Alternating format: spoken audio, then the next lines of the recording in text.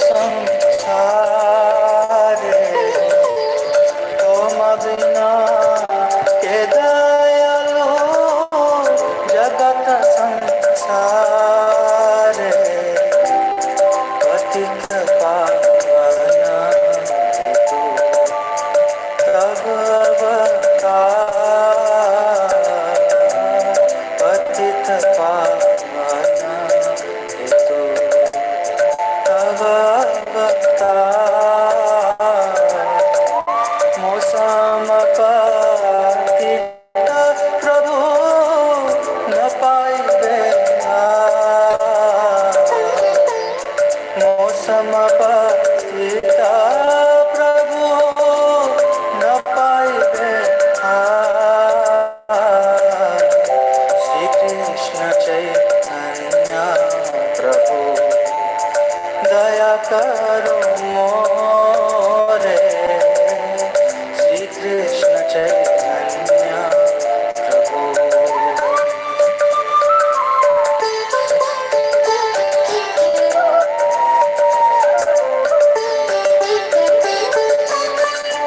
हा प्रभु नित्यानंद प्रेमानंद सुखे हा प्रभु नित्यानंद प्रेमानंद सुखे कृपावलोकन करो हरि बर दुखी कृपावलोकन करो हरि बर दुखी श्री कृष्ण चैतन्य प्रभु दया करो मोरे श्री कृष्ण चैतन्य प्रभु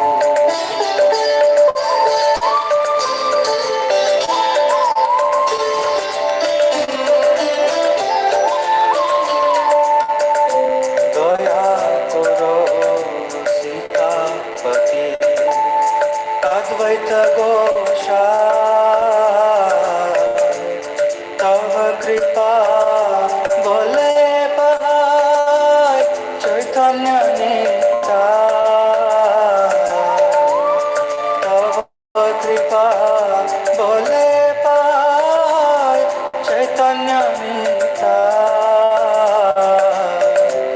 आहा स्वरूप सनातन रूप रघुना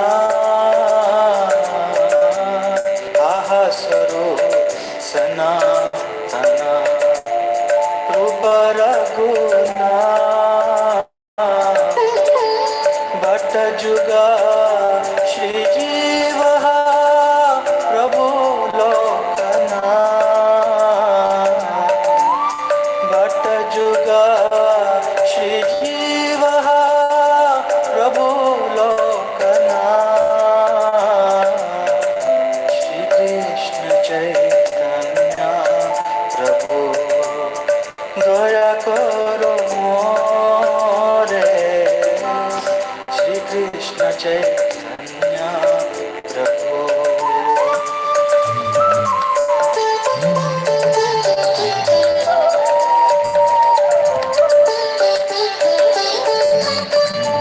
दया करो श्री आचार्य प्रभु श्रीनिवास दया करो श्री आचार्य प्रभु Srinivas Ramchandra संगमगे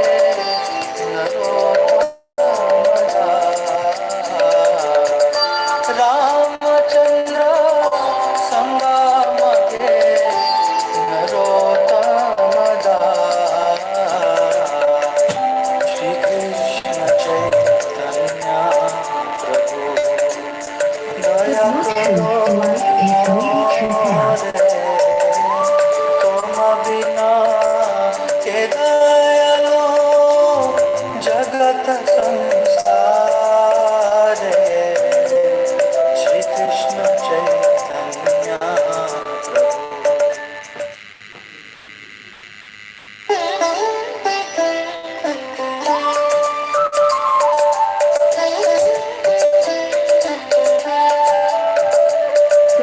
Shri Krishna Chaitanya Prabhu Daya Karo More Shri Krishna Chaitanya Prabhu Daya Karo More Toma Bina Ke Dayalu Jagat Samsare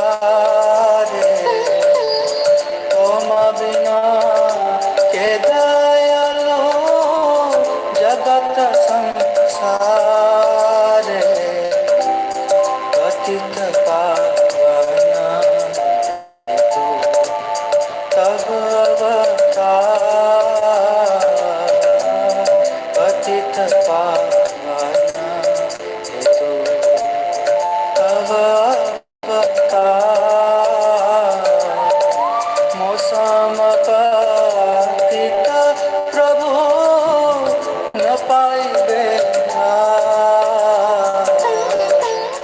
मौसम पतिता प्रभु न पाइबे श्री कृष्ण चैतन्य प्रभु दया करो मोरे श्री कृष्ण चैतन्य प्रभु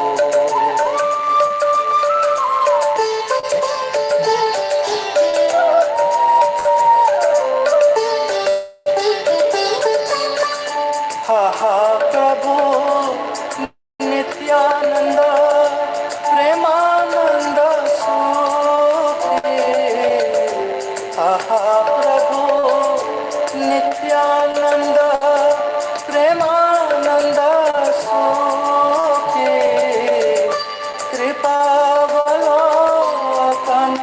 करो हमें बड़ दुखी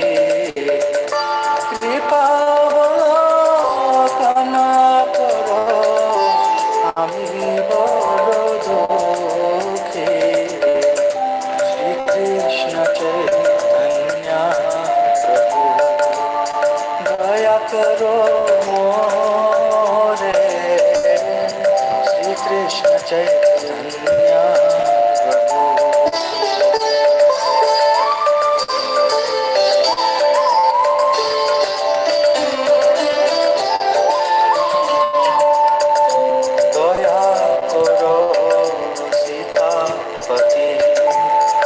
अद्वैत गोषा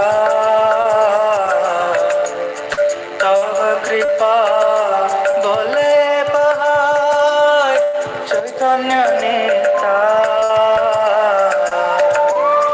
तव कृपा बोले बहाय चैतन्य नेता आहा स्वरूप सनातन परगुना आहा स्वरूप सनातन परगुना भट्ट जुगा श्री जीव प्रभु लोकना भट्ट जुगा श्री जीव प्रभु लोकना श्री कृष्ण चैतन्य प्रभु दया करो मोरे श्री कृष्ण चैतन्य प्रभु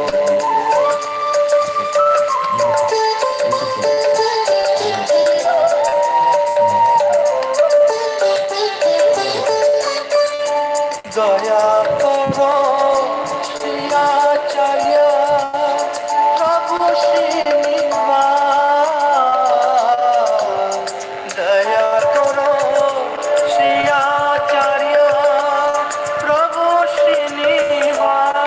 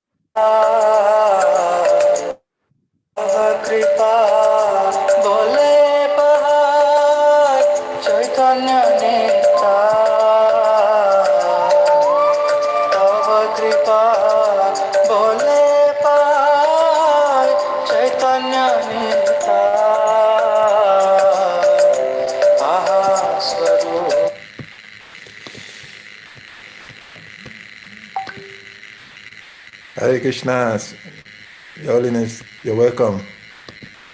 Hare Krishna. Thank you very much for being there right on time. I guess we may just have to start as we await more participants to join us.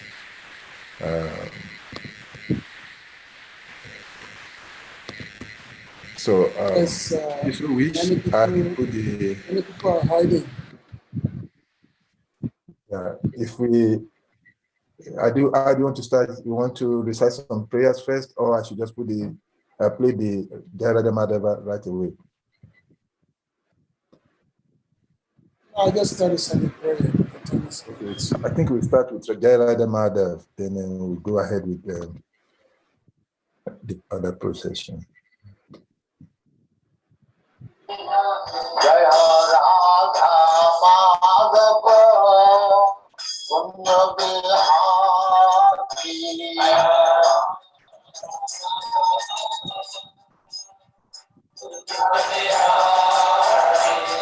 Jaya Radha Madhava Kunja Bihari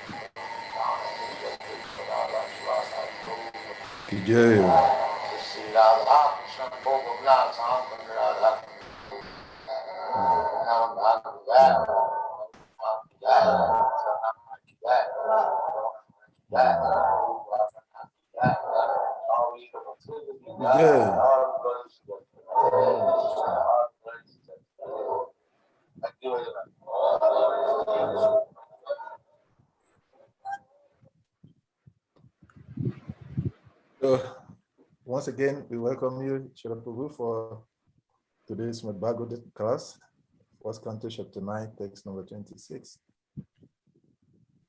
So, should we go ahead with the verse, or you want to start with the recitation of prayers?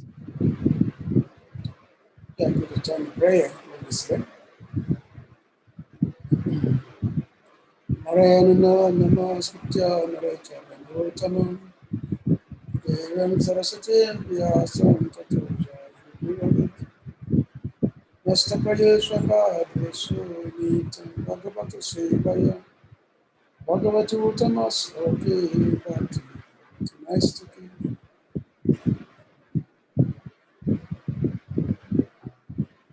Dharma Pujita Katavata Paramo Nipasukita Vedam Vastupa Vaslu Sibaran Tavataya Modan Sima Bhagavate Mahamani Pujaki Bhai Isvara Sadhuriti Amarudya Tachinan Egam Kapatalu Kalitam Kalam Sukamutam Santam Devatam Bhagavatam Rasamalaya Muhura Rasamalaya Yastabaswamanayam Krishna Paramapurusa Bhakti Utpade Kuntiso Kamoha Bhayapaya Ganatimindasya Ganagana Salakaya Atakshu Umitana Ganatismasi Sechitramana Bistan Sapitanina Bhutali Sanapakaram Namo Vishnu Padaya Krishna Prasthaya Bhakti Swami. Namaste Saraswati Devi Guru Maybe says everybody Vishnu Prasthaya. Panchakapa Turvyascha Sumati Jana Pavana Devyo Vishnu Devyo. So I welcome everyone who's here today online to our African forum. So it's speaking the Bhagavatam regarding the now, just say only very briefly only the teachings of Vishnu. Very, very brief, only some few verses that are indicated about the giving something, some insight into the teachings of grandfather Vishnu. So Bhishma Dev is known as Pitamaha. Pitamaha in Sanskrit means grandfather. So he was the grandfather of the Kurus. When we say Kurus, Kurus also means Pandavas. Pandavas, Kauravas. All together they are known as Kurus because they come from the same ancestor. Their common ancestor is known as Kuru. He existed a few thousand years, actually quite a long time before Vishnu Dev and the Pandavas existed for a long time. So Vishnu Dev, who was the son of Maharaj Santanu, he had wanted to give the kingdom to Vishnu to rule. So he wanted to give the kingdom to Vishnu to rule, but however, uh, grandfather, King Santanu, Maharaj Santanu, he was attracted to one lady who happened to be like a fisherman's daughter, but she has been transformed to a very beautiful woman. That so much so that the smell coming from her body could be heard from miles and miles and miles away. This is due to the mystic power of Maharaj Parasura. It's a long story itself. So Maharaj Santanu was very attracted to her, and he actually requested a hand in marriage.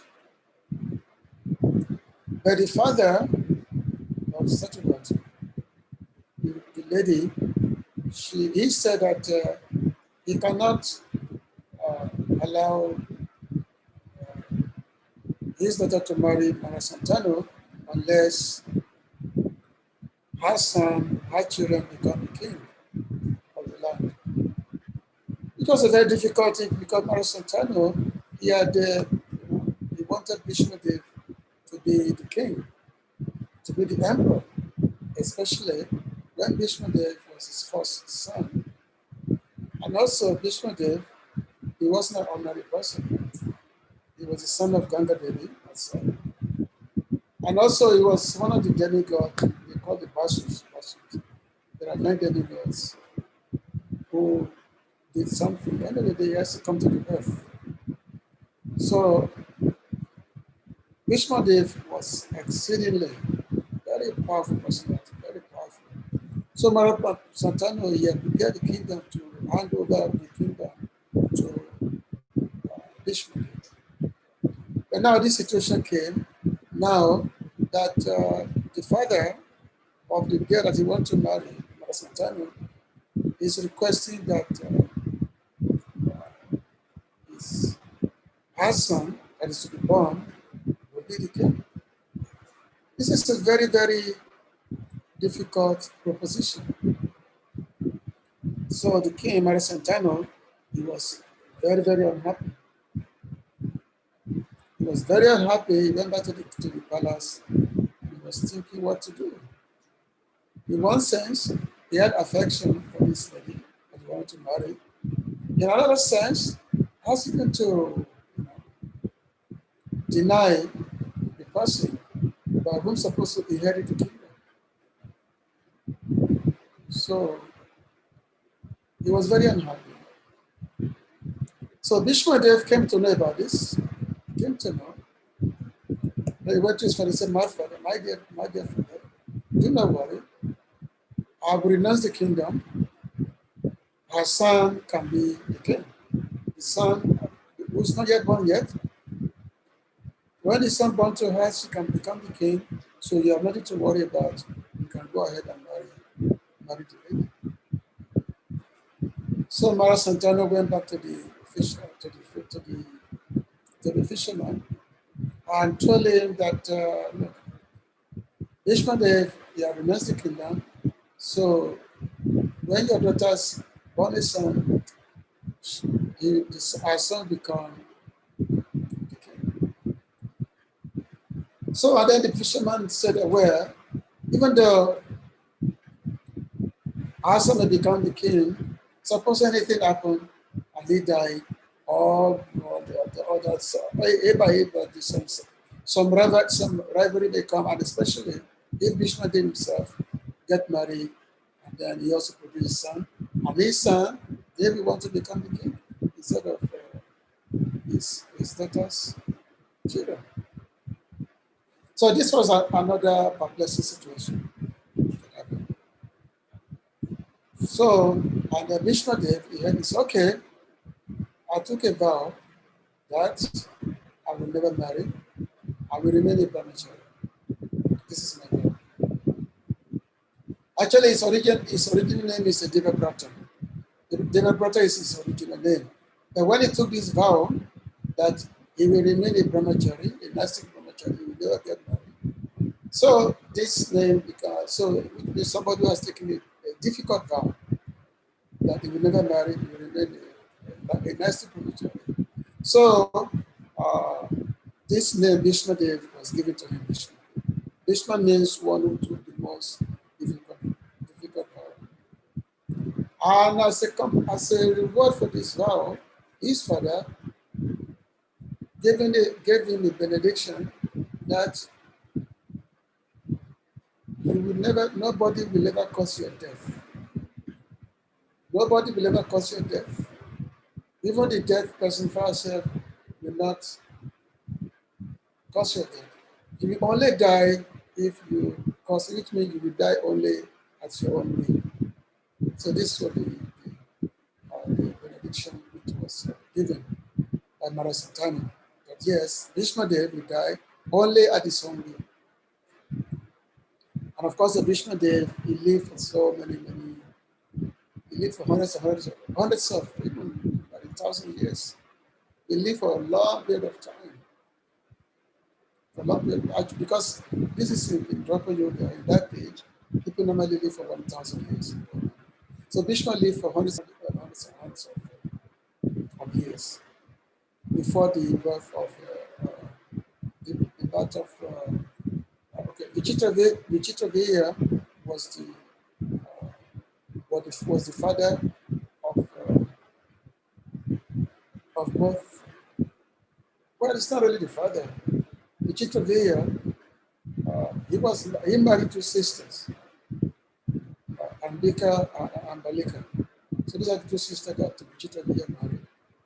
And now somehow Vichitravya died because there was one Gandhara who had the same name as Vichitravya. So this Gandhara became kind of jealous of Vichitravya. So they engaged in battle, and Vichitravya died somehow. So after the death, now there are two wives of Vichitravya. The two wives. Yes, two wives. Hare Krishna, Prabhu. Please, Hare Krishna.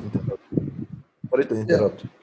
Yeah. The position of your microphone as you move, is your microphone, your speaker Yeah. microphone that is giving a cracking sound, so it's disturbing the audio.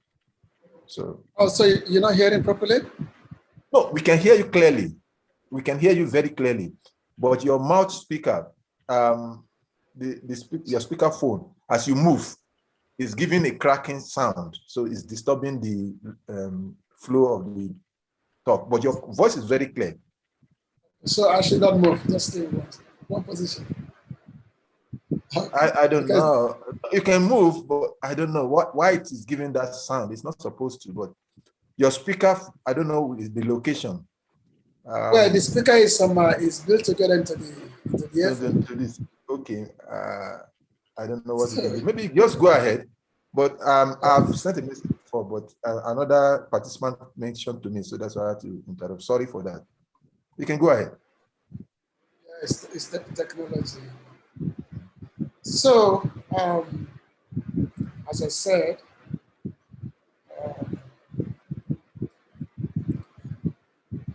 Vigitovia died, but there are two sons, there are two wives of Vigitovia.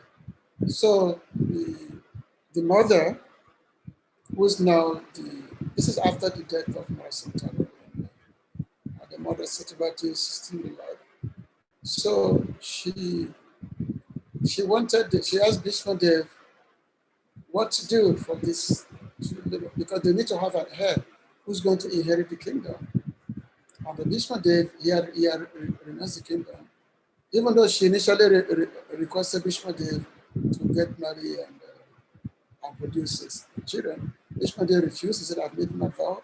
My vow is like this. This is my vow. Now, in those particular time, actually there's an injunction in the Vedic time that if a man dies, his brother can produce children in the womb of his brother. He can do that. But Bhishmadev will not do it because he has took a vow of so Mother Satyavati, she said, okay, she has a son who she bore even before her marriage to Marasantana. And that son is Vyasadeva, because Vyasadeva was born on an island. He said, that's it, another separate story.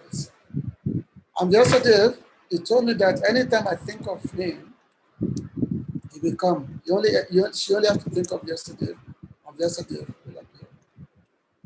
So Mother Satyavati said that, okay, I can ask Vyasadeva to come and produce children within this, within the womb of the wife of Vichitradeya. So Bhishmadev agreed, okay, yes, you can do that. So she thought of Vyasadeva, and Vyasadeva appeared on the scene. And of course, Vyasadeva is a great sage. He normally meditates in the forest. And he was, so meditating in the forest, he has big beard, big hair, everything, because he's sage. So Vyasadeva told, Mother Satyavati told Vyasadeva that, okay, you produce children within the womb of your brothers, of your brother and wives, Ambika and Ambelika. So Vyasadeva agrees, okay, they should prepare themselves. I'm going to come this particular day. So the first lady should prepare herself, and I will impregnate her as she can. So when the time comes, the first lady, it was Ambika. So she prepared herself nicely. She prepared the bedroom and all that. But when Vyasadeva appeared in the room, Vyasadeva was weird, very weird looking, weird in her sage. So Ambika, she was very, very surprised. Wow, because she had never seen Vyasadeva before. She was so surprised and shocked that she just simply closed her eye. She didn't want to see the sage. It's okay, the sage can do whatever they want to do. She closed her eye. So Vyasadeva did the whole thing he has to do. He impregnated her, he gave her the seed. When he gave her the seed, the whole time Ambika her eye was closed because she did not want to see the seed. So the SDF he came out. But when he came out of the room, so Mother Sativati was very excited that, oh, how was it? How was the ceremony? I mean, how was the situation? So the visitor said that, well, the situation was good, but because she closed her eye because she didn't want to see me. First of all, our son will be very, very strong. We have the strength of 10,000 elephants. That is very strong. But he'll be blind. He will never see. He'll be blind. Because she closed her eye when I was performing with her. So therefore, the son will be blind. And maybe I said he left. So, and of course, Mother Sativati, she wasn't too happy, but, a blind child is better than nothing. So what can she do? So in due course of time, Dhritarashtra was born. Very, very strong, but no vision, cannot see. Very, very strong. So Mother Sativati again, she again consulted with the Bishop that, look, we cannot have a blind child as a king. Let me come back yesterday again to go and come and impregnate the second wife. So yesterday again was called. And when he was calling to go and impregnate the second wife, and then, which is Ambalika. So when she also saw yesterday, she was also, actually her whole body turned white, turned completely black, because such a shock of seeing the seed. So our complexion turned, white, just all of a sudden, which is not like, it's not good, not so good. So after the investigative came out, and Mother Sativati asked him that, how was the situation? So the investigative said that, well, a child will be very, very will be a very good moralist, very, very honest person, good devotee, but at the same time, he will have no good skin complexion. He will always be affected with skin complexion because of the reaction of Ambalika when he came to our room for insemination. So in this way, both child were born. Pandu was born. And Pandu had a skin infection. And then, of course, then the Sativati again wanted another child. She wanted another child. And again, she called Vyasadeva again to go back to the first wife, Ambika. But Ambika, she didn't want to see the king again. So what she did was that she arranged her maidservant to go and have union with Vyasadeva. So when Vyasadeva entered the maidservant room, so the maidservant was very, very nice. She treated the sage very, very nicely, very, very kind and all that. She did all the nice reception to the stage. And then the Vyasadeva did everything what needs to be done for to impregnate her. And then when the Vyasadeva came out of the room, and Mother Sativati asked her what happened. So Vyasadeva explained that, well, actually what happened is that Ambika, she had put forward her maidservant to the room. So by the maidservant, she will have the child that's going to be the greatest personality, very, very great moralist. As a matter of fact, that child happened to be the incarnation of Yamaraj himself, in this case, Vidura.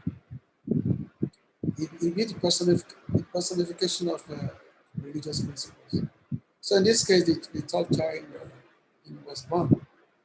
So just to cut the story short, in this that Vyasadeva, Vishwadev, he was the one that raised all the he raised all the Pandavas, the Dhritarashtra,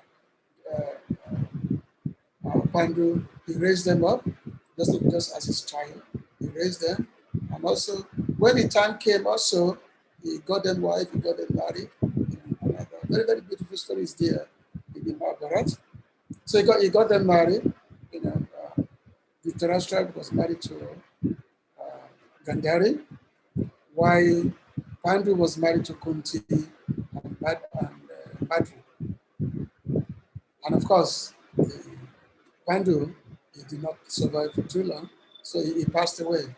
He passed away, he died when the children, they were very, very young. The children, they were Pandavas, the five.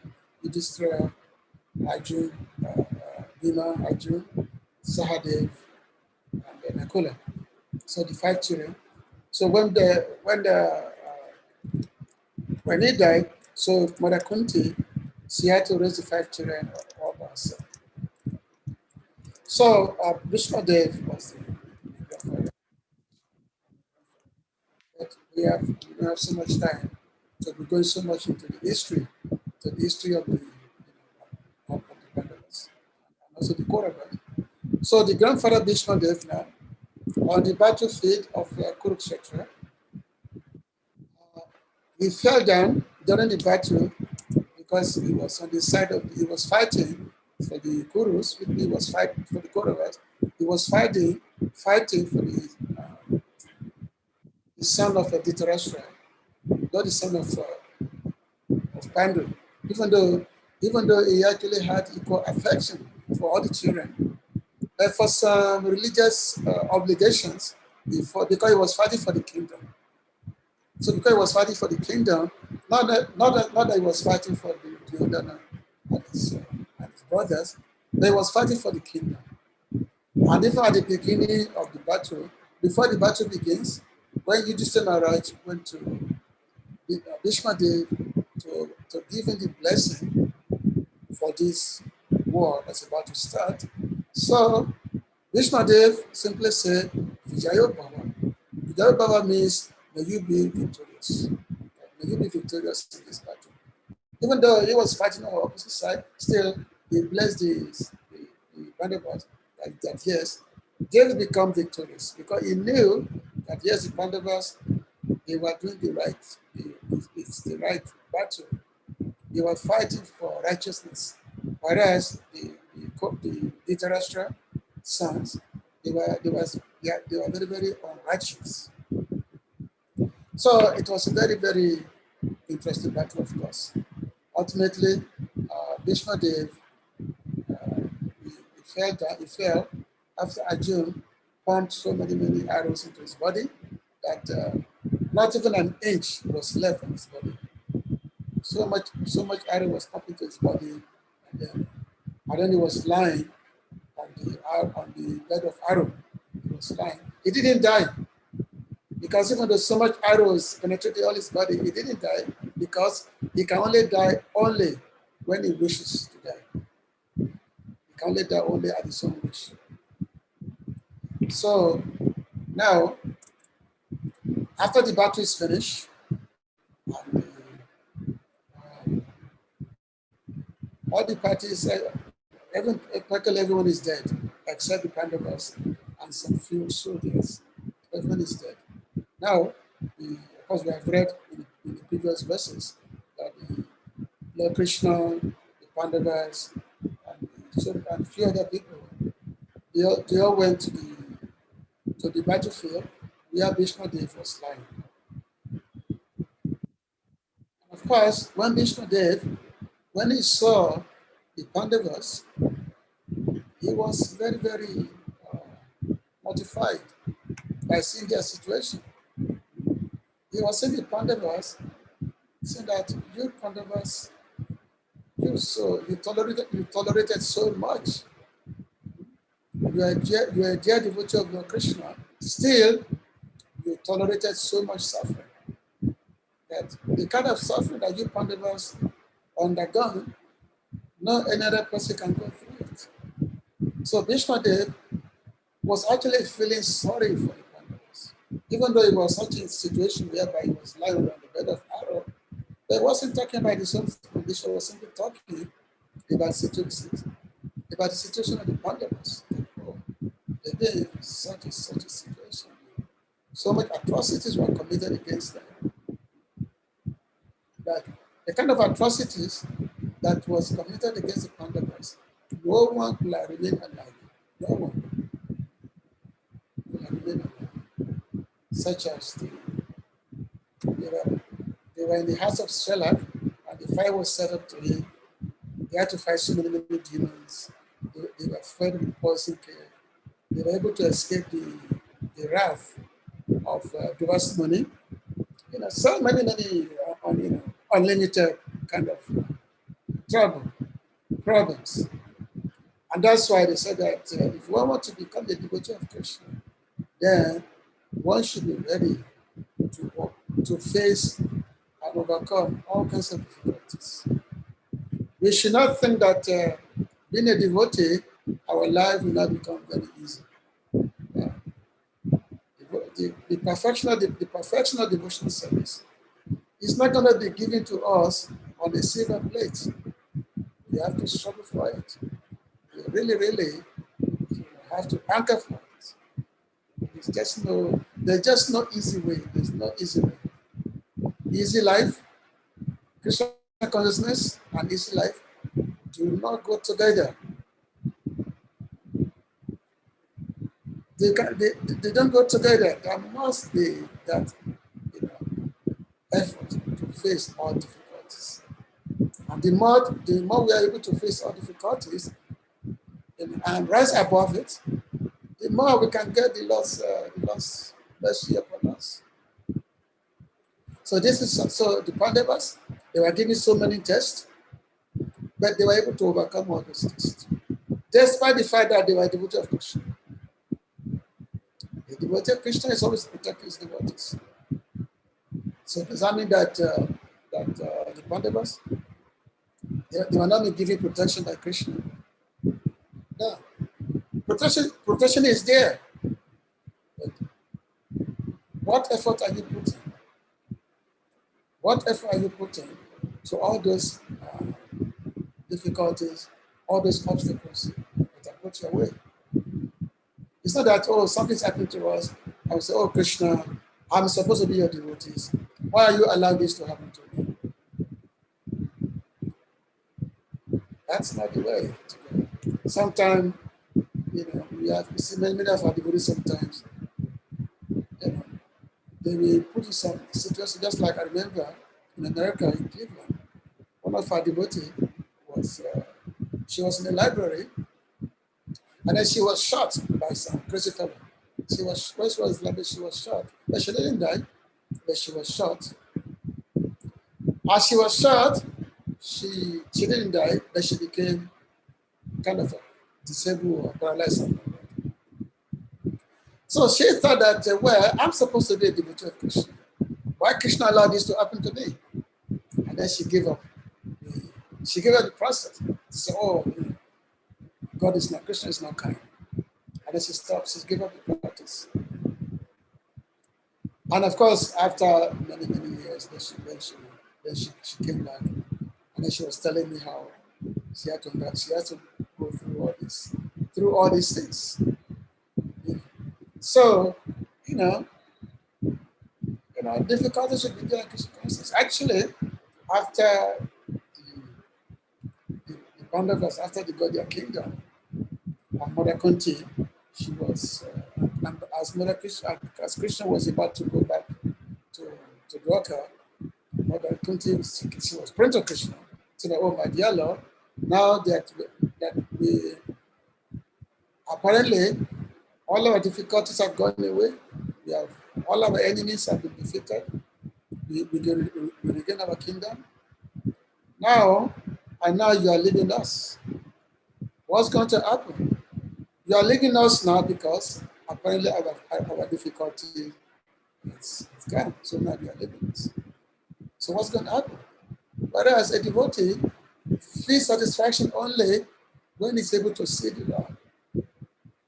So Marakundi said that in the past, Whenever we have a difficulty, we call upon you, and then you come, you manifest yourself before us. But now you are going, what's going to happen to us? Because difficulty is not much. So therefore, I am praying to you, please give us more problem. Give us more difficulty. Because anytime we have these difficulties, we have these problems, we call upon you, and then you are praying for us. So my prayer is that give us more problem, give us more difficulties. So you can see how the thought of a devotee. Devotees never think of an easy life. Devotees never think of easy way. As a matter of fact, the more progress we make in devotional life, the more advancement we make, the more difficulty we actually come our way. We should never think that the time will come when there will be no more difficulty. So Bhishma Dev, now he was, basically giving, because Yudhishthira Maharaj, he was actually lamenting about situation that had happened, and especially so many soldiers died because of him, and also seeing the situation of their grandfather, Vishnu, lying on the bed of Pharaoh. So Yudhishthira Maharaj was basically lamenting, but Vishnu there, he was, soothing, he was comforting, giving comfort to Yudhishthira Maharaj that he doesn't have to lament. That whatever's happened, this is all the laws, this is all the arrangement of the Lord, whatever's happened. And then, of course, Bhishma Dev was very, very happy that yes, Lord Krishna had come. He had come before him. Why? Because he was about to depart from the planet. He wanted to leave the planet. So now he started pray, and then the Yudhishthira Maharaj now is making an inquiry to Bhishma Dev, because Bhishma Dev is one of the Mahajans. He's one of the Mahajans. There are 12 Mahajans. Janako, Bhishma, that's Bhishma Dev. Pralado, Janako, Bhishma, Bali, Basaki Mahan. So Pralado, Janako, so Janaka, Bhishma. So Bhishma is one of the 12 Mahajans. Those who actually have authority about the subject of religion, the subject of karma. So Bhishma Dev is one of the authorities. So there are 12 authorities. So his teachings, his teachings is so vast. It's in the Mahabharata. It's in Mahabharata. There's a section called Bhishma Gita, whereby this teaching of Bhishma Dev is there. It's called Bhishma Gita. It's a very big section of the Mahabharata. Just like we have Bhagavad Gita, Bhagavad Gita is also part of the Mahabharata. Bhagavad Gita is there at the beginning of the battle of Mahabharata, whereas the Bhishma Gita was after the battle of the Mahabharata. So let me just read today's text. I know that it's looking for so long. I'll just read today's text, and the commentary will continue after that. So text 1.9.26. Purusha Swabhava Vitam, Yata Bhana Yatashaman, Bharagya Ragopadi Bhyan, Anato Bhaya Lakshanan. At Maharaj Yudhishthira's inquiry, Bhishma Dev first defined all the classifications of castes and others of life in terms of the individual's qualifications. Then he systematically, in twofold divisions, described counteraction by detachment and interaction by attachment. Purport, very long purport. The conception of four castes and four orders of life, as planned by the Lord himself, Bhagavad Gita 4:30, is to accelerate transcendental qualities of the individual person so that he may gradually realize his spiritual identity and thus act accordingly to get free from material bondage or conditional life. In almost all the Puranas, the subject matter is described in the same spirit. And so also in the Mahabharata, it is more elaborately described by Vishnudev in the Shanti Parva, beginning from the 16th chapter. The Varnashram Dharma is prescribed for the civilized human being just to train him to successfully terminate human life.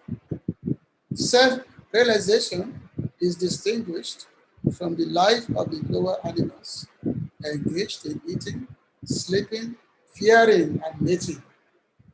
Bhishma Dev advised for all human beings 9 qualifications: not to become angry, not to lie, to equally distribute wealth, to forgive, to beget children only by one's legitimate wife, to be pure in mind and hygienic in body, not to be inimical toward anyone, to be simple, and to support servants or subordinates. One cannot be called civilized person without acquiring the above mentioned preliminary activities. Besides this, the brahmanas, the intelligent men, the administrative men, the mercantile community, and the laborer class must acquire special qualities in terms of occupational duties mentioned in all the Vedic scriptures. For the intelligent man, controlling the senses is the most essential qualification. It is the basis of morality. Sex indulgence, even with a legitimate wife, must also be controlled, and thereby family control will automatically follow. An intelligent man abuses his great qualifications if he does not follow the Vedic way of life. This means he must seriously make a study of the Vedic literatures, especially of the Srimad Bhagavatam and Bhagavad Gita. For learning Vedic knowledge, one must approach a person who is 100% engaged in devotional service. He must not do things which are forbidden in the Shastras. A person cannot be a teacher if he drinks or smokes. In the modern system of education, the teacher's academic qualification is taken into consideration without evaluation of his moral life. Therefore, the result of education is misuse of high intelligence in so many ways. The Kshatriyas, a member of the administrative class, is especially advised to give charity and not to accept charity in any circumstances. Modern administrators raise subscriptions for some political functions, but never give charity to the citizens in any state function. It is just the reverse in the inductions of the Shastras. The administrative class must be well versed in the Shastras, but must not take to the profession of teachers. The administrators should never pretend to become non-violent and thereby go to hell. When Arjuna wanted to become a non-violent coward on the battlefield of Kurukshetra, he was severely chastised by Lord Krishna. The Lord degraded Arjuna at that time to the status of an uncivilized man for his avowed acceptance of the cause of non-violence. The administrative class must be personally trained in military education. Cowards should not be elevated to the presidential throne by dint of numerical votes only. The monarchs were all chivalrous personalities, and therefore monarchy should be maintained provided the monarch is regularly trained in the occupational duties of a king. In fighting, the king or the president should never return home without being hurt by the enemy. The so-called king of today never visits the warfield. He is very much expert in artificially encouraging the fighting strength in the hope of first national prestige. As soon as the administrative class is turned into a gang of mercantile and laborer men, the whole machinery of government becomes polluted. The viceroys, the members of the mercantile communities, are especially advised to protect the cows. Cow protection means increasing the milk productions, namely curd and butter. Agriculture and distribution of the foodstuff are the primary duties of the mercantile community, backed by education in Vedic knowledge and trained to give in charity. As the Kshatriyas were given charge of the protection of the citizens, Vaishyas were given the charge of the protection of animals. Animals are never meant to be killed. Killing of animals is a symptom of barbarian society. For a human being, agricultural produce, fruits and milk are sufficient and compatible foodstuffs. The human society should give more attention to animal protection. The productive energy of the laborer is misused when he is occupied by industrial enterprises. Industry of various types cannot produce the essential needs of man, namely rice, wheat, grains, milk, fruits, and vegetables. The production of machines and machine tools increases the artificial living fashion of a class of vested interests and keeps thousands of men in starvation and unrest. This should not be the standard of civilization. The Shudra class is less intelligent and should have no independence. They are meant for rendering service to the three higher sections of the society. The Shudra class can attain all comforts of life simply by rendering service to the higher classes. It is especially enjoined that a Shudra should never bank money. As soon as the Shudra accumulates wealth, it should be misused for sinful activities in wine, women, and gambling. Wine, women, and gambling indicate that the population is degraded to less than Shudra quality. The higher caste should always look after the maintenance of the Shudras, and they should provide them with old and used garments. A Shudra should not leave his master when the master is old and invalid, and the master should keep the servants satisfied in all respects. The Shudras must first of all be satisfied by sumptuous food and clothing before any sacrifice is performed. In this age, so many functions are held by spending millions, but the poor laborer is not sufficiently fed or given charity, clothing, etc.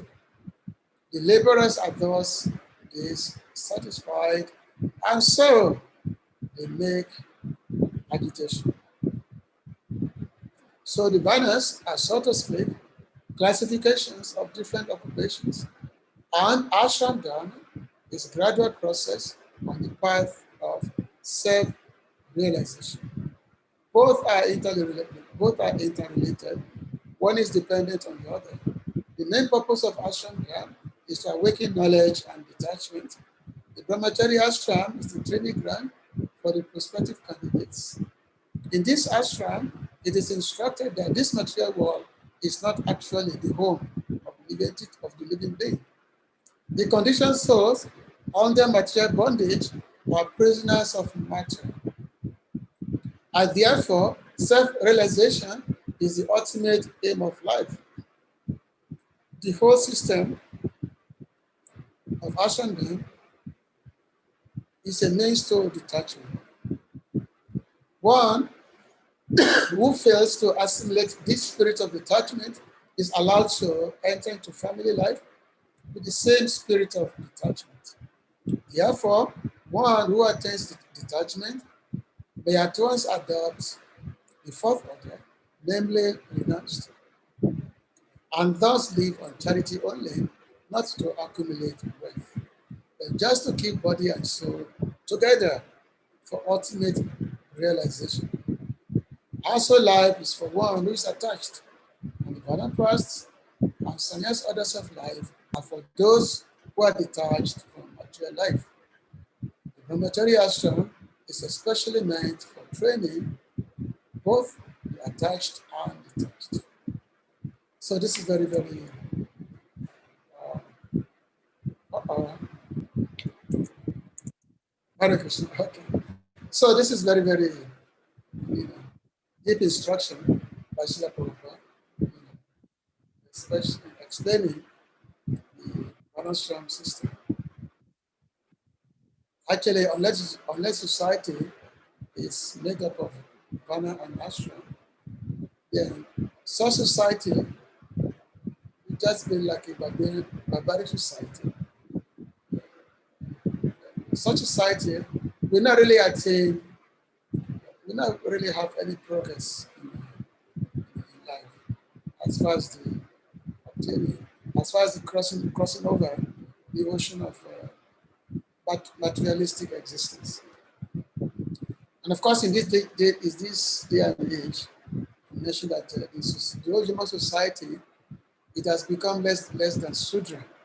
He said, Kalo Sudra Samava. In this age of human society, it's become less than Sudra.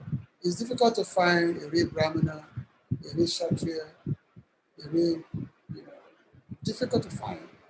Of course, mostly Vaishyas and Sudras, in this age of mostly Vaishyas and Sudras, and the enough Brahmana, uh, uh,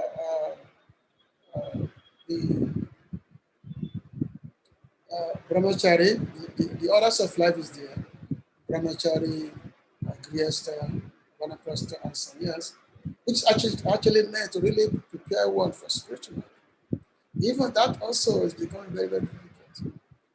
Because most people from the beginning of their life, they are not trained to be brahmachari. And without being trained as a brahmachari, how can you have a proper grace life? That is for those who desire, who are not too detached from material world. How can you have a proper grace life? Nor can you have a proper Vanaprastha and sannyas life. So therefore, brahmachari life is a foundation. Actually, brahmachari is normally begin from the time one is 6 years old. And then, by the age of 12, one goes to the Gurukul. Then, of course, many of us who came to Islam, we joined the movement in our late teens or early 20s, whatever. So, which means we cannot really call ourselves brahmachari. The brahmachari entails one who has never shared the semen in their life. So, the semen. So, we are what we can call ourselves at the best. What we call it, bachelor daddy. Actually, Prabhu said that once, bachelor daddy. Because being a brahmachari is not it's not sometimes we call ourselves brahmachari, but it's a joke. It's kind of, real brahmachari is not that easy. So this teaching of Bhishma Dev, this is basically is a summary because the Bhishma Dev is teaching is based on the institution of Varna and Ashram, by which human society can be established. And this teaching, which is found, as I mentioned earlier, a section of a Bhishma Gita in the Mahabharata, a very, very big. Actually, Bhishma Gita is much bigger than that. It's much bigger than the Bhagavad Gita. As a matter of fact, in the future, I do plan to actually produce this Bhishma Gita in the future because it's very, very valuable for the human society. So much teaching is there, and every teaching that Bhishma Dev gave, every teaching, it tells so many, many stories. So many, many stories, which gives everything in perspective. You hear a lot of stories out there which Bhishma Dev gave. So many stories. So which means if we are able, some of us, if we have the resources, we can try to acquire Mahabharats and try to find this section of Bhishma Gita. Now, in order to get this teaching, you really have to get the enlarged Mahabharata. Even though we have produced some Mahabharata, like I produced one Mahabharata, but this is just like, let's say, it's a summarized study of Mahabharata only. It's about 800 pages. So it's a summarized Mahabharata. It's a summarized version. But within this version of Mahabharata, that also, we have this section of Bhishma Dev teaching is also there. This Bhishma Gita. So which means this teaching are put into different sections are there.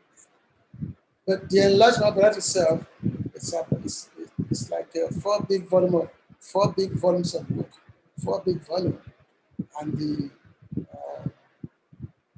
there's about more than 100,000 Sanskrit verses. And if anyone is able to read the full Mahabharata, then you will attain some status in spiritual life. Because Mahabharata is so full of teaching. Even so many acharyas, they've made their commentaries on the Mahabharata. So some of the things that Srila Prabhupada wrote, especially in respect to Kshatriyas, some of their qualities. The thing that caught my eye here is that a king, because a king is not just the person or a president, it's not just a person who just sits in the palace and just order the citizen, and especially if a war comes. If there's to be a war, the king or the president has to be in the forefront. He has to be in the forefront of the war, has to go fighting, and he should not return until he's wounded on the battle. It's not that he's just making a phone call, telling everybody else to go to the war, and himself just sitting in some air-conditioned office, directing the soldiers and generals. He himself, he has to stay. He has to be at the fighting. He himself has to do that. This reminds me of the president of Chad. I think all of you must know the Chad president. He's actually the only president that actually goes to war. He has been to so many wars. Whenever there's a fighting, they learn they are fighting enemy. He also goes to war, even though he's the president of the country. And the last one he did, he was killed. The last battle, the last fighting that was killed. And of course, everybody was making a mockery of him. Everybody was making that, oh, he's so stupid. Why is he going to war? Why is he going to fight himself? He's the president of the country. He's supposed to just sit there in his big office. But he sees himself as a soldier. He sees himself as a fighter. So being a fighter means if the problem comes to your country, then you have to lead the war. You have to lead it. And this is exactly with this president of Chad. This is what he did. And then, of course, he died on the battle. So, and of course, just like what we've seen here, that the so-called mercantile, the so-called administrators, they are just a bunch of mercantile people. They really don't have any qualification to be leaders. So therefore, the whole society, Kali Yuga, everything is basically upside down. Basically. So there are a lot of teaching is there in this teaching of Vishnu Dev. And if you are to go in a point, because La Prabhupada made so many points, if you are to make it in a point by point explanation, this class will take us a very long time. But because the idea of a Varnashram society is to make us become a human being, a civilized human being who understands the progressive value of life. Is to build human character. Human character So ultimately, one can become godly, and by becoming godly, one practice God realization. And eventually, at the end of this body, one live the material world. Now, the Prabhupada mentioned here that there are 9 qualifications which Bhishmadev advised, taught everyone. These 9 qualifications are not to become angry, not to lie, to equally distribute wealth, to forgive, to beget children only by one's legitimate wife, to be pure in mind and hygienic in body, not to be inimical toward anyone, to be simple and to support servants or subordinates. So these are the teachings, very, very important teachings. So even though we encourage you guys, we should try to, see how we can build this character, how we can build it. And the more we can build this character within ourselves, the more we see ourselves be very happy. We be very, very peaceful within ourselves. And then once you're peaceful, a peaceful mind, find it very, very easy to practice Christian consciousness. Whereas without this quality, and the mind is always agitated, practicing Christian consciousness becomes very, very difficult. Become very, very difficult practicing Christian consciousness. So therefore, we are, as we read these teachings of Vishnudev, we can meditate upon it, we can try to develop this quality. Anyway, so I'm going to stop here. So, Thank you very much for this wonderful class.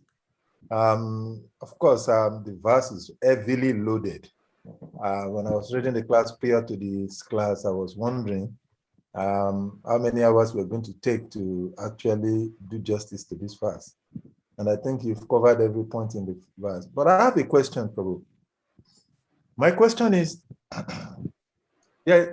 in the first place, Srila Rupa Goswami mentioned in the Nectar of Instructions that one who is able to balance both material and spiritual life is actually one who is a perfect person. And an Englishman says that one cannot give what he doesn't have.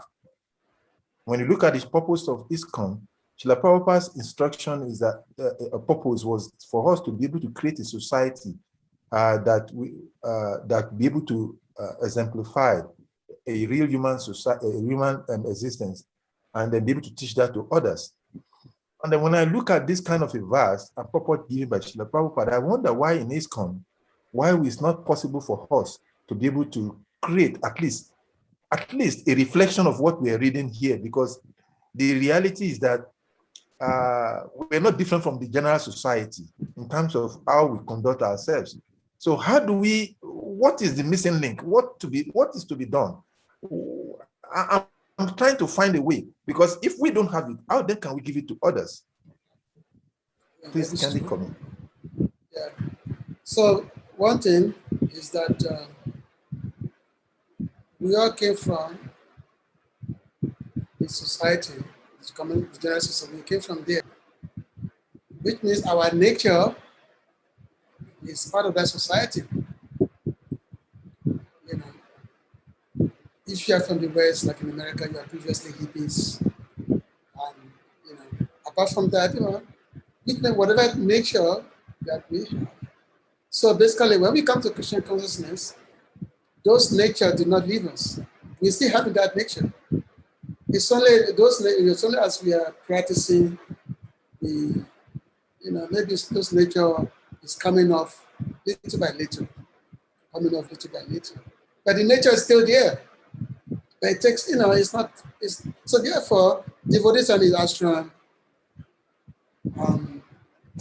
all the time they fight with one another all the time. They get angry with one another, fight all the time. Because the same nature is there. So, and that's why teacher conscious life, especially living in a temple, is compared to being in the hospital. In hospital with so many diseases, just like I was in the hospital some 4 months ago when I had the COVID. So I was in the hospital room on my bed, and so the other patients are there, and the whole room was, so noisy. Everybody crying, doctor, nurse, doctor, everybody, this and that. So very, very agitated, so full of agitation, because everyone is sick, and everyone is there in varieties of sickness. So which means the medicine is being given, and some are responding to medicine positively, while some are not responding to medicine positively. So circumstances like that, we come to the hospital. It's also compared to, to a madhouse. So you come to the hospital, and it's not easy for everyone to respond to the medicine responses. So it's not that the process does not work, and that's why we don't see so much change within the waters. The process works, but it's just a matter of how each individual is responding to the medicine. The medicine how each individual is responding. And this has to do with our nature, the nature by which we have acquired. Just like in the verse that we are reading today, in Sanskrit says, Purusa Swabhava Vitam. So everyone is defined according to a particular nature which they have. The Swabhav means our nature. So the nature is there. And this nature has been with us since God knows when, time immemorial. Since time immemorial, this nature has been with us. So it actually takes a very, very mighty person to really develop this quality, just like the quality we are hearing about, that not to become angry, not to lie, to be always kind to all the entities. These are not easy things, judging from the nature of our nation. But however, if you stick to it, if you don't give up, if you don't become discouraged, so eventually something will change eventually. As we know, just like when I joined 44 years ago, many devotees joined with me, and many have gone, not to be seen again. At the same time also, many are still, maybe few are still sticking around. So those devotees who stick around, which are actually quite few, as a matter of fact, but the endeavor to stick around pays off. Because I can say that those devotees, their characters are changing. They become very more wise in terms of their interaction with humans. It's different. More wise, more grave, all these things. This comes by sticking to the process. The process itself works. Chanting Hare Krishna mantra works, but it requires, let's say, it just requires a sacrifice to stick to it. If you stick to it, then eventually a time will come whereby all these problems that we're always talking about, we say that actually it's not a problem at all. The time will come when we start seeing problem as we, not they. Why am I saying all the problem? Is because of me. That's why I'm saying all the problems. It's not that this organization or this particular person or this particular place is no. It's not the place or the person. The problem is we, because the mind is telling us that, oh, this is the problem, that's the problem, this and that. What are you going to do about it? So that's the thing. It's just that nature. It's not easy to change one's acquired nature. It's not easy at all. But it's possible if we stay to it.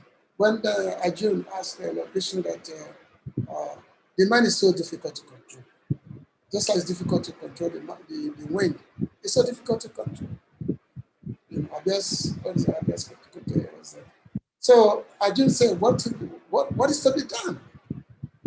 So Lord Krishna says, yes, it's difficult to control the mind, but it's possible by constant practice and detachment. Constant practice and detachment is possible. So that's what we have to focus on. How we have to constantly reforming ourselves You know, just again trying to look much more inwardly, much more inside ourselves. And thereby doing that, we pray to the Lord to please let us overcome all those difficulties, reforming us. And then we will see the light, and we will start seeing the light at the end of the tunnel. We start seeing the light. Yeah, it's not easy, it's not easy. We are not, that's a person become a true general, like a general of the army, you become a general. Because to become a general, you must overcome so many things to become, it's not easy to become a general. So similarly also in the battle of war against Maya, it's not easy to become a general. Does that help out a little bit? Very much, Prabhu. There are two answers, but even though I have other questions, but I'll let others also ask. Then if time permits, maybe I might come back with my second question. Next question is coming from Sadi Prabhu. Sadi Prabhu, please kindly unmute and ask a question. Yes, Sadi Prabhu. Hare Krishna. Thank you so much, Prabhuji. Hare Krishna. Yeah.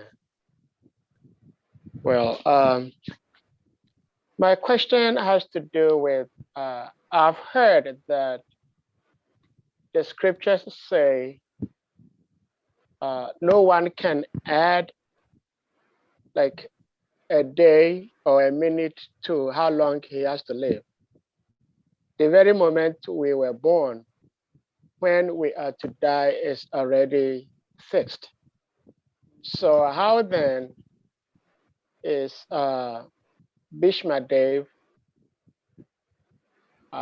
able to choose when to die, when not to die?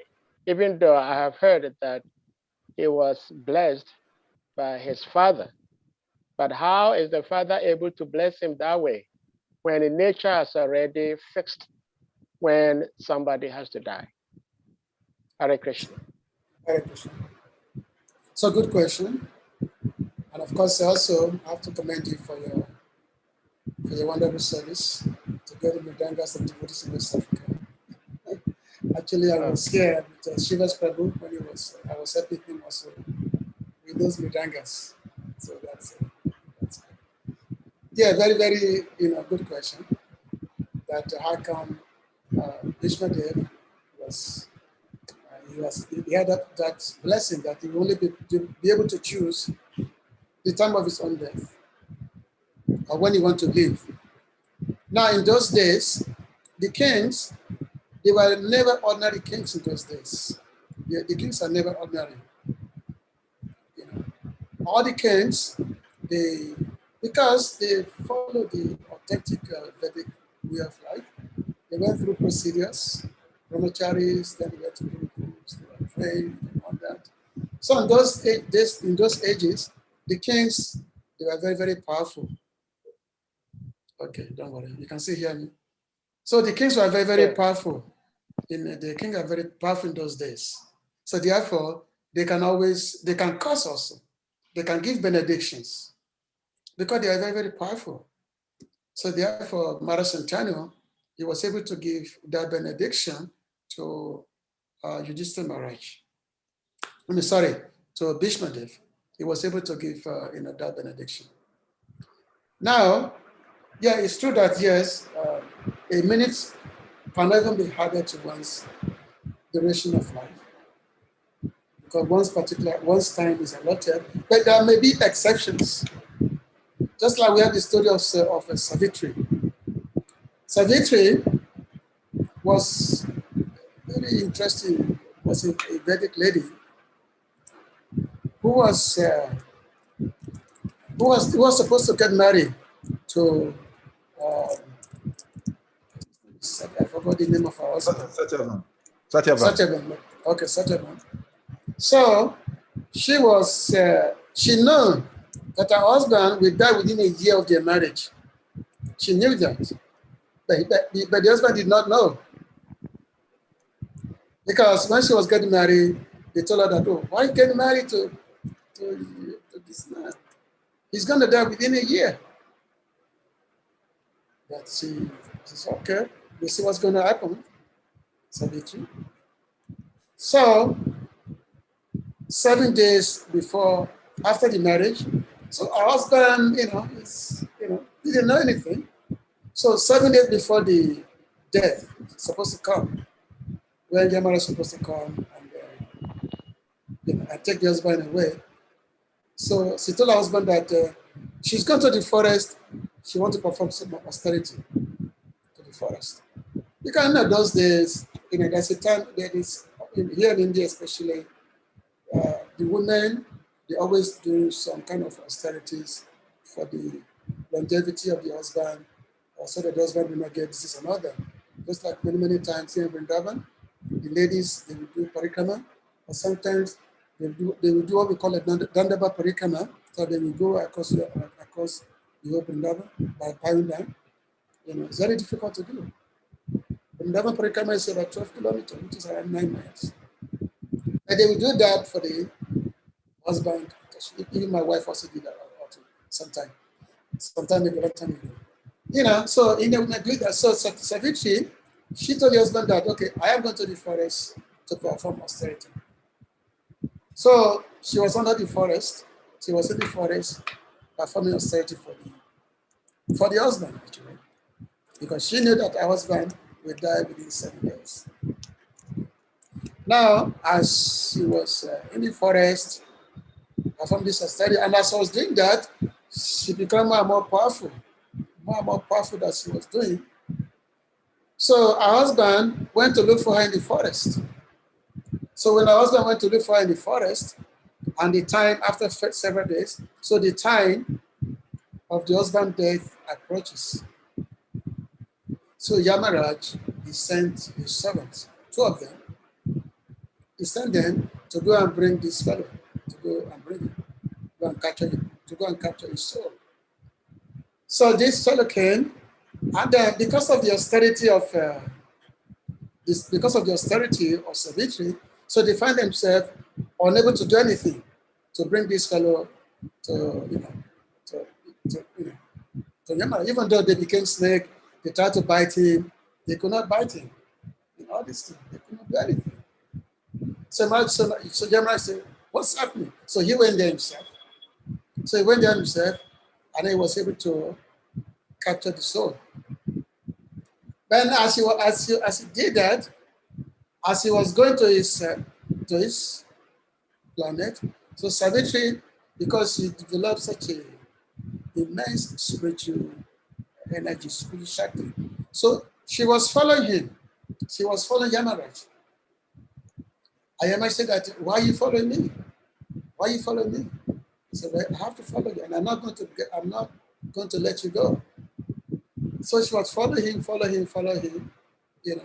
because she wanted him to release her husband. So as he was following, and then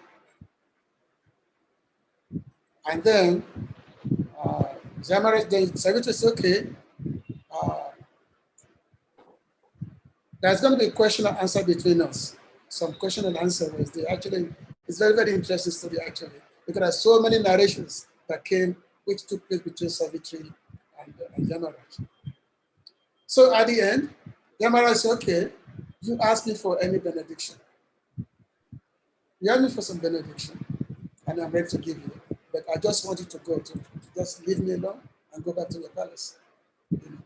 So, and then Savitri asked Yamaraj, said, "Okay, I want you to give me a blessing that I become the mother of 100 sons." So Yamaraj said, "Okay, okay, I bless you that you become the mother of 100 sons." And then Savitri replied, "If I'm to become the mother of 100 sons, and you are taking my husband away, how's that going to be possible? That's what kind of benediction is that? You give a benediction, and then the person I'm supposed to have the children with, you are taking away. So what is that? That's a cheating benediction." So Yamara said, "Oh, you have cheated me." So Yamara had to release the husband, and they went back. So in this way, some exceptional circumstances, a person can, there can be a situation whereby death can be avoided on a very exceptional circumstance. Otherwise, Yes, as we are going to this material world, our death is certain. Only very, very exceptional circumstances. Like disability settled on and all that. So I hope that just answers the question. And of course, Bishma Dev was a demigod actually. He was a demigod. He was one of the Vasus. And the Vasus, even though Bishma Dev didn't want to, he had his son, but Bishma Dev, then his brother, who are the 8 Vasus, they call him, they say, okay, you come back to the higher planet and come and join us again. There was a whole story of how the Vasus, how they did something. Of course, I said this. This is all part of the Mahabharata. Thank you very much. Hare Krishna. Hare Krishna. Thank you very much. Our next question is from Ganga Prasad Prabhu. Ganga Prasad Prabhu, please kindly unmute and ask your question.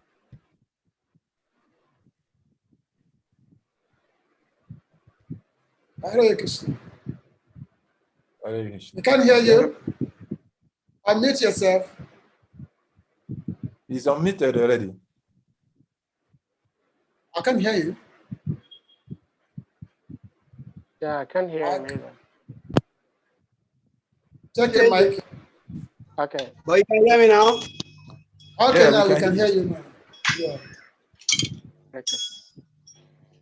Can you hear me now? Yeah, we can. Yeah. We can All hear you right. now. Thank you very much for this last question. Got me more excited than even the whole class. The story of Savitri and the reference of how Indian women do some austerity at the beginning of spring. It happened like 1 month back. They worship a banyan tree and do all kind of rituals, fast, and then tie rope to extend the lifespan of their husband. So it's unfortunate that there are not much women on the platform. So I plead with Mother Leka Devi to learn this science, practice it, to increase the longevity of Prabhu Sahadev, to convince him that lifespan can be expanded.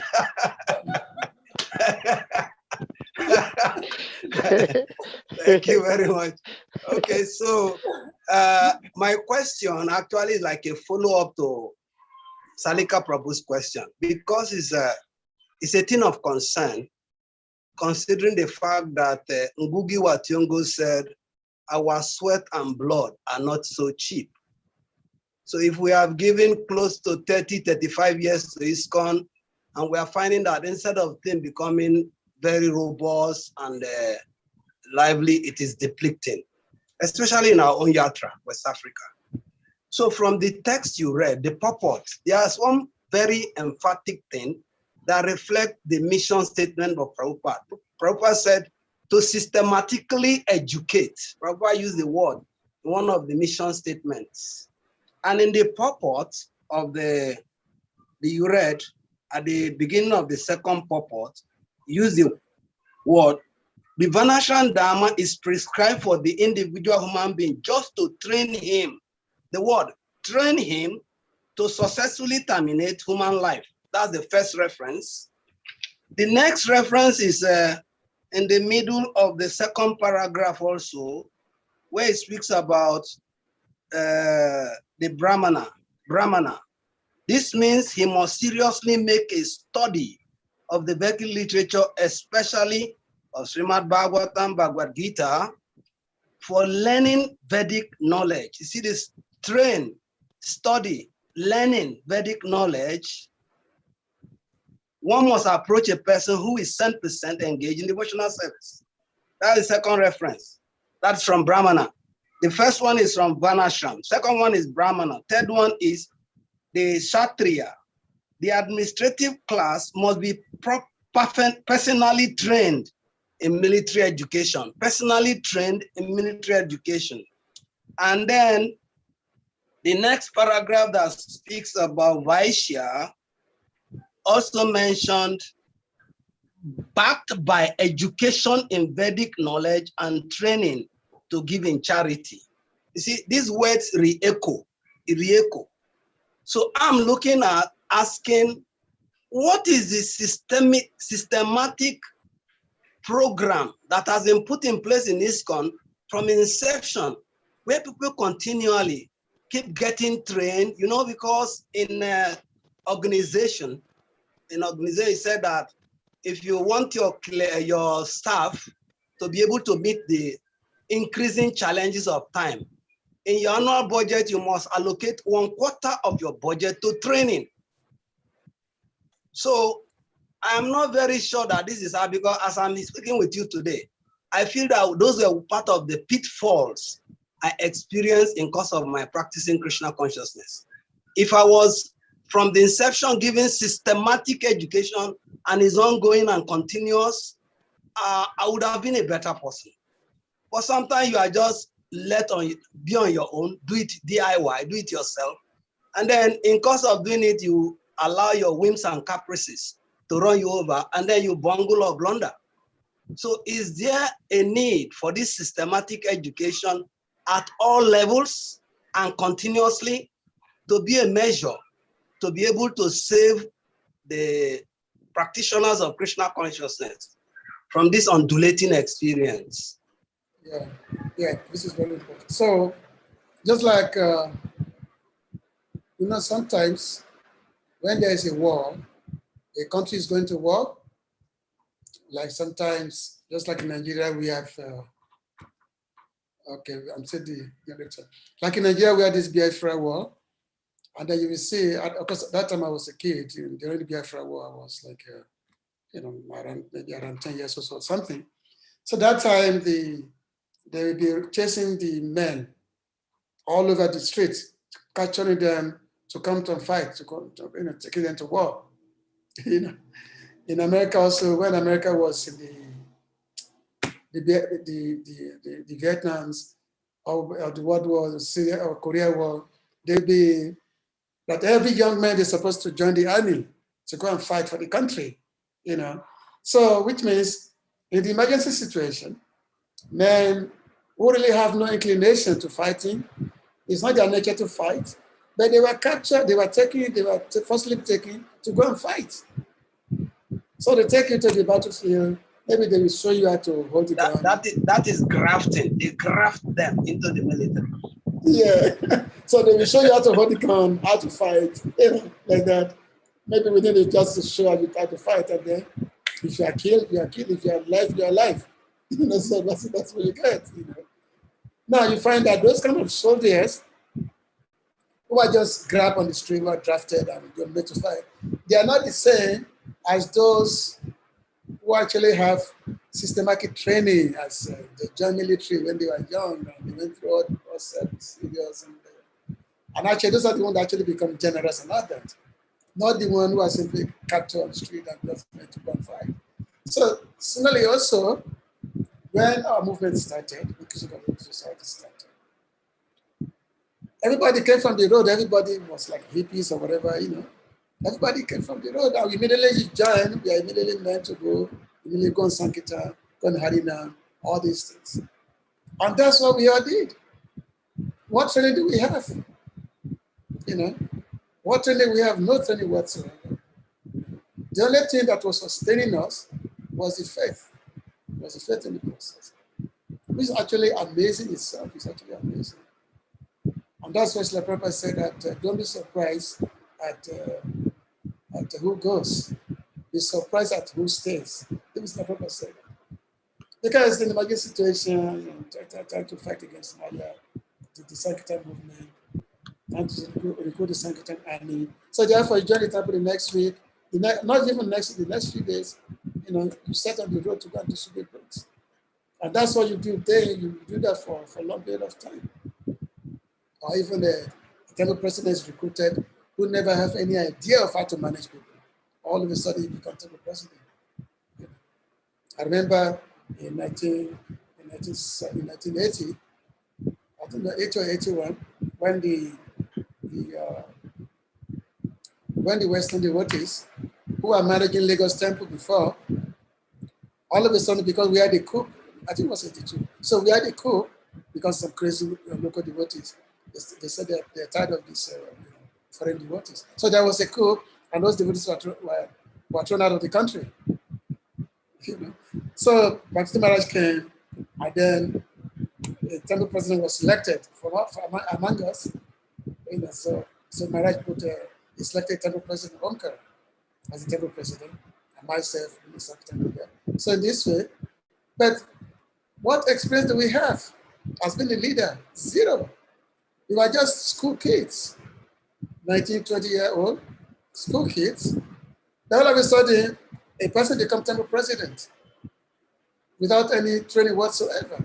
So you can expect what's going to be the outcome. And that is the same story with the entire ISKCON. The entire ISKCON is like that. So that's why the first group of leaders, they are based like that. Especially those who are previously hippies, they have become president, they become this, they become that. So, but because the system is being maintained by the potential of the acharya, so things were allowed to go on. So therefore, it's actually a miracle that things has come to be the way it is today. It's actually a miracle that many of us are still around and we are now, really developing ourselves. Yeah. Those things, just like myself, I always feel like what thing I could have learned when I was younger, what I feel like learned when I was in my early 20s, like study the Satsanga, the Goswami's literatures. In those days, I was simply running all over the street, doing book distribution, or be on the street of America, doing the fundraising, instead of studying the scriptures. But I was doing all these things. However, many of those devotees who are doing with me, they got tired and they left. And many of them are never to be seen again. You know. So, because many of us, myself, I'm sure many of you also, recouping. Of course, as they said, it's never late than ever. It's never late than ever. So basically, to get that systematic training, it will take another generation or two. Of course, nowadays, because unfortunately now, our present offspring, just like our kids, or whatever, or even the newer devotees who are joining. So many of them, because they see us as, you people just simply wasted your life. So why should we be like you? That's true. So you've wasted your life. So why should we be like you? So that's what they say us. That's why you can see that our so-called Gurukulis, you can only find a single Gurukul who remain a devotee or who actually become a student devotee. Hardly any. Because they see their parent has been misfit, has been failures. They say, why should we be like you? So which means it's going to take one or two more generations before we can really start talking about this systematic training. Because like this systematic training is there, it's really difficult to develop the character. So Prahlad Maharaj said that, he said Brahmachari Guru, that in the beginning of life, the Brahmachari should go to the school of the teacher. The Brahmachari is the one who lives in the house of the Guru. He lives in the house of the Guru until he's 24 years old, from the age of 12 to 24. He lives with the Guru, in the house of the Guru. Which Guru do we have nowadays? Which Brahmachari is going to live with the Guru? Immediately, the organization, they're going to send a CPO after you. CPO is there after you to see if the child has been molested or not. We are completely crazy age. We have CPO. So we're going to have Brahmachari who's going to live with the Guru, and especially people who thought they're crazy mind. So it's not easy thing. So therefore, the Harinam Sankirtan movement is in what we call the emergency phase. In the emergency phase, we simply use the best of what we have. And that's how Prabhupada spread the movement. Just like Srila Prabhupada, he made so many sannyasis, who are in their 20s, and practically 95% of them fell away. 95% of them fell away. Now, somebody was saying that does that mean that Prabhupada could not see the future? How can he initiate all these things? No, he could see the future, but the need of the time was there.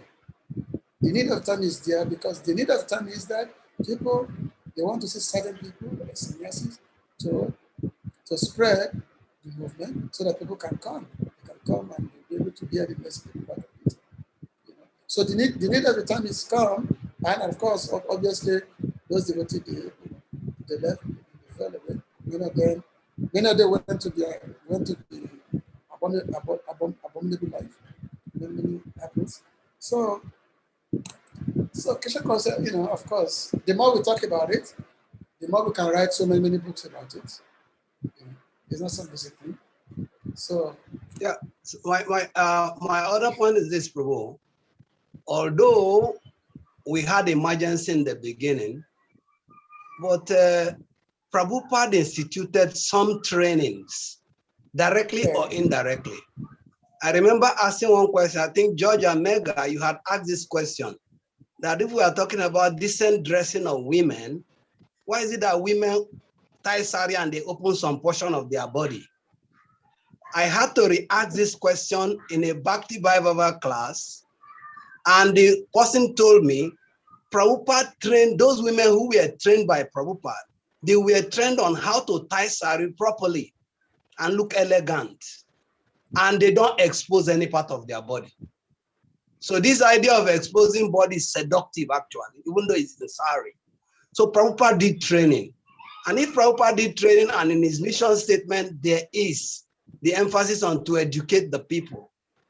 Even if we think it will be in the next 2 generations, at least by now, there'll be a blueprint of how we intend to achieve it. Or at least jumpstart it now. Because see, there are many people who were lost to this. And we can also revive them if we have like a rehab, they call it, what they call this prison house, correction centers. You create correction centers, you train people, you can also garner forces on the manpower from that, but we are just thinning out. And among that, we're embroiled with so many controversies. So we don't have to wait until generations. I mean, if you look at it, Prabhu, before you answer the question, Prabhu, please, let me just add something because it's in line with the same thing so that you can just address the two together. Actually, this, just like Ganga Prashad Prabhu is just emphasizing, Prabhupada started this movement and then you actually enacted. I just kept on laughing when you talked about the Biafra war. And I just remember some very funny story. Actually, I was in a barber shop for 3 days without food, without water, and I couldn't afford to come out. So I was just remembering that time as we were talking about the situation of the Biafra war. It's actually a crazy situation. But anyway, back to the point. The thing is that Prabhupada started the movement, and at a point in time, Srila Prabhupada says, now stop, let us boil the milk. And he started a systemic process of educating and training his followers. And today, ISKCON is getting close to 60 years. And even in our own yatra, we are over 40 years in existence. And there are certain things you do when you are a child. When you are a teenager, there are certain things you do. When you do those things, when you are in 40s, then you will be considered to be an irresponsible person. In the same way, I'm thinking, when I joined this movement, there was this concept of Bhakta College. It is gone into extinct. We can continue talking about the problems that are there, but that is not the issue. What must we do now that will change this scenario of situation? Because the reality is that it is as if there is a consensus effort not to change things, that Krishna will come and do it for us. There must be something to be done. And how do we do it? That is my really concern, Prabhu. Yeah, which is a good point. I mean, just like, for instance, I would say that our movement basically grew out of effort of every devotee. Apart from Srila Prabhupada, wasn't that the movement did not have any particular experienced persons to give training to anyone. Even when I joined, the oldest devotee in ISKCON was like 11 years old in the movement. When I joined, the oldest devotee was 11 years old in the movement. So it wasn't like, we have like experienced wise men who are guiding the real devotees. So it's like everyone is like, as what does it say? I say, learn something. I mean, as they said, trial and error, everyone. You know. Learning Or on the job. learning on the job. Learning on the job. Learning on the job. You know, because we were all trained by people who are just almost like us. Maybe they're only 3 years apart. My doctor leader was only 3 years before me. So how much time we have, you know? So I mean, how much experience have we got? The person who was training us hasn't got much experience either. So it's all about trial and error. Unfortunately, that time everybody, a little thing we have, we think we have become something, especially if you're able to learn 1 or 2 verses, you know, and they make me a battle leader. So I think, I'm not become a big person, become a very important person, you know, without knowing our you know, our actual status. So again, if you look at it, you know, our movement's only been around for 55 years. ISKCON was started in 1965. Now, 55 years ago. Christianity, you know, they've been around for 2,000 years or more. It's, you know, Christianity was not really fully solidified in terms of the way it is now. You know, it took a lot of life. It took a long time, more than 1,000 years. More than 1,000 years. There was a period of Renaissance, and there was a period of Inquisition. You know, whereby they just suspect that a woman is witch, she'll be born at stake. So many period that Christianity, you know, went through. There was a time when the Pope was changed, I think 3 times in 1 year in Europe. You know, so many stories is there. So the Christianity itself, they didn't come to where they are now. Just all of a sudden, it takes a long period of time. So, and really, Christian consciousness actually traditionally, it's actually it's never based on organization traditionally, because when Chaitanya Prabhu started the Sankirtan movement, there was no organization. It just based on family situation. Okay, we have family Krishna conscious, chant Hare Krishna, and then because the Vanasham system is always based on individual gurus. You send a child to a gurukul, and they stay with the house of the guru. And then when they become learned, then they come out. So there was never a movement. The movement only started just, you know, from the time of Srila Bhaktivedanta. That's when the movement started. And of course, the movement when Srila Bhaktivedanta started, that was based on training. Whereby the brahmachari, they actually have a very long-term training in terms of the scriptures and all that. But our organization is totally different. So again, anyway,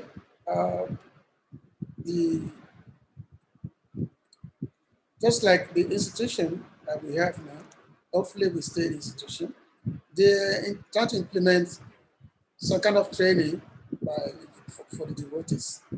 There's not so much emphasis anymore in terms of just the moment you join, you go and book distribution. No, the emphasis is coming more and more to the training, you know. And of course, if you're a Greshka, it becomes difficult, of course, to, you know, because you have to take care of your family. So what time do you have to be going for training? So it's difficult. But for the youngsters, for those who are young, so they can do that training. They can study the scriptures, you know, without having worry so much about about this doing Sankirtan, collect money, and especially now, organization has more support, has more, you know, well wishers, especially among the working, let's say like Indians, for instance, they support the movement. So many support is there. So it made the emergency, the worry of looking for the financial position for the organization is not so much. So therefore, when someone joins, they can have particular training, systematic training. But again, it's because different part of the world is not the same anyway. I know that, I think like in Chapati, when devotees join, they have some kind of a training system is there. And many places they have, but it's not easy. That's why I stick to my point that it's going to take some generations before we can really start seeing this kind of a systematic training that we are talking about, we are reading about in the scriptures. That's something we have to individually cultivate within ourselves. Something we have to individually cultivate, and also, of course, have the right type of association. Whereby we speak less spiritual, and we focus more on reading and sharing the scriptures. We focus more on that. So that's something that we'll learn. And eventually, because especially we are not born into the culture. We all come from the outside. We are not born into that culture of those, who are born with Bhagavad Gita, Bhagavatam, they know Sanskrit from the childhood. We are not born into that culture.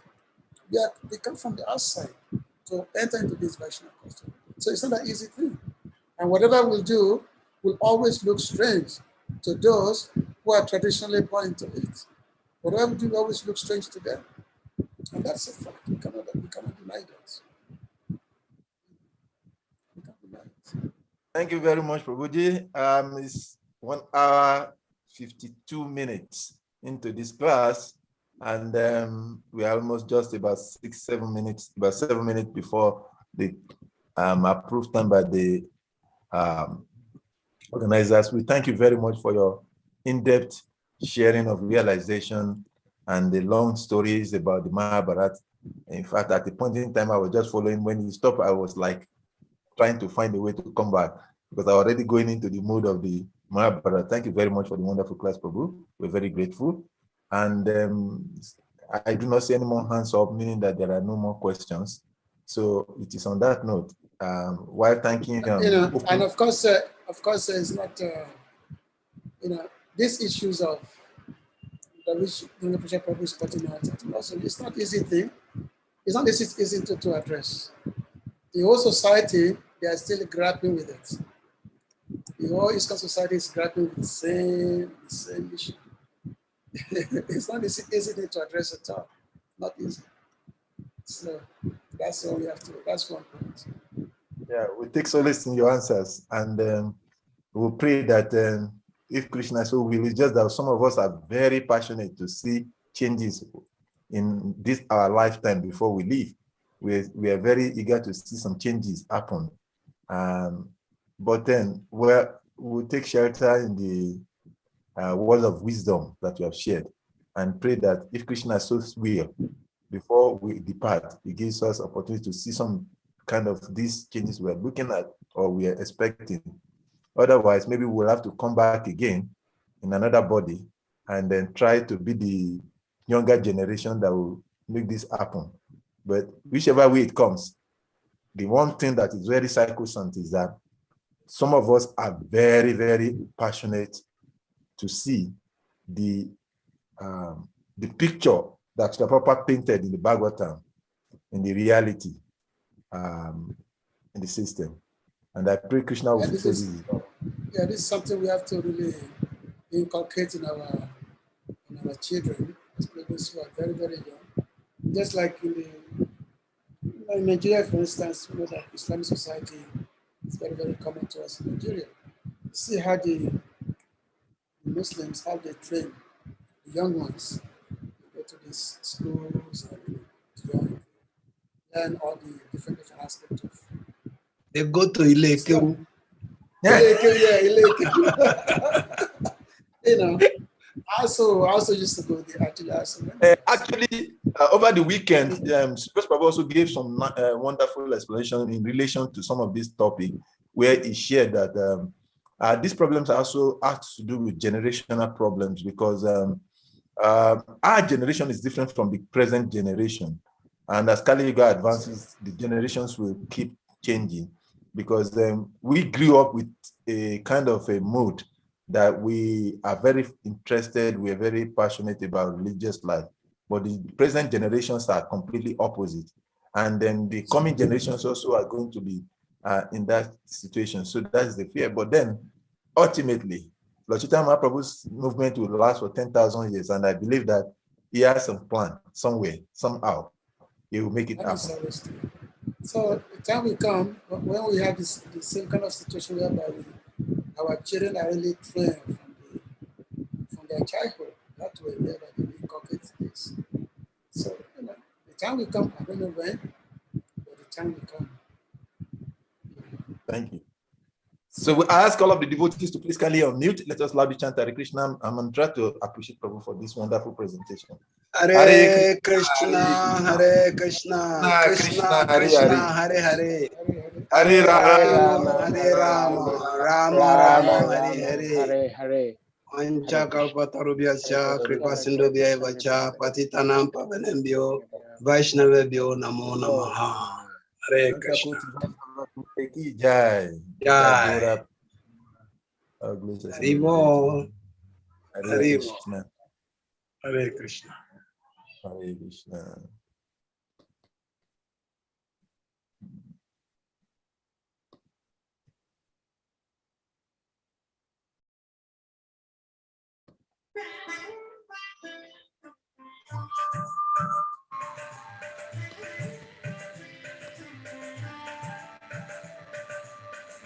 Shri Krishna Chaitanya Prabhu Doya Guru More. Shri Krishna Chaitanya Prabhu Doya Guru More. Tumabina Kedayalo Jagat Samsara